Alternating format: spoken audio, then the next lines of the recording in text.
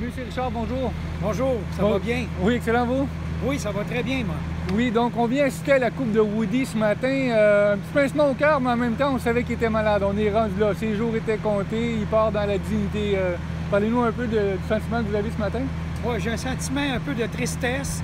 Et puis, sauf que faut dire que l'arbre a 100 ans. Puis après 100 ans, à un moment donné, son temps est fait. Et puis, c'est ça. Donc, j'assiste aujourd'hui, par connaissance de métier aussi, à l'abattage de cet arbre. Monsieur Leboeuf, bonjour. Bonjour, vous travaillez pour Arbre au Larbre. En fait, vous avez un mandat particulier à Drummondville concernant Woody. Parlez-nous de Woody un peu. Oui, bonjour. En fait, Woody, c'est notre vénérable sujet. Un peuplier centenaire ou peut-être même un peu plus. C'est quand même assez exceptionnel pour cette variété d'arbres-là parce que normalement, on ne les trouve pas toujours rendus à ce stade-là de vie. Ils sont déjà dépéris. Dans cette condition aussi, c'est plutôt rare de les voir, en particulier sur les bords de route comme ça. C'est un arbre de croissance rapide, majestueux dans son apparence, par contre fragile. Et rendu dans un stade de vie où c'est pas comme les chênes, c'est plutôt ce qu'on appelle en Donc, vous avez été mandaté en fait de vous assurer en fait, au niveau de la sécurité de l'arbre principalement. Qu'est-ce que vous pouvez nous dire à ce sujet? Oui. Bien, le but de l'inspection, en fait, c'était de s'assurer que l'arbre était soit dans une bonne condition ou rendu à un degré où ça permettait de décider de l'abattage de l'arbre. Une fois qu'on a fait les tests, parce que c'est pas quelque chose qui s'improvise, un abattage d'arbre, c'est toujours la dernière des solutions. Donc, on a passé par un paquet de paramètres dans une matrice, si on veut, pour évaluer l'état de l'arbre dans son entièreté. Et au final, bien, décider ce qu'on ferait avec. Il y avait plusieurs options. C'est certain que, bien, plusieurs, c'est un grand mot.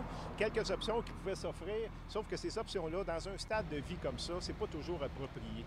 Alors, il ne reste plus beaucoup de choix quand on regarde un arbre ou celui-là, juste descendre la cime, câbler les arbres, tout ça, ça peut être des solutions dans les arbres qui sont peut-être plus reculés, moins près des infrastructures, mais dans une situation comme celle-là, on ne peut plus se le permettre parce que compte tenu pas juste l'âge de l'arbre, mais c'est la proximité des cibles qui va déterminer le degré de danger d'un arbre.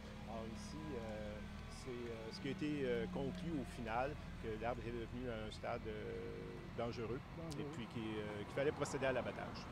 Les options qui s'étaient offertes, en fait, il y avait peut-être d'aubaner l'arbre, de trouver d'autres solutions, mais en fait, on enlève du lustre à l'arbre en même temps, puis on le rend un peu plus vulnérable également en même temps, c'est ce qu'on comprend.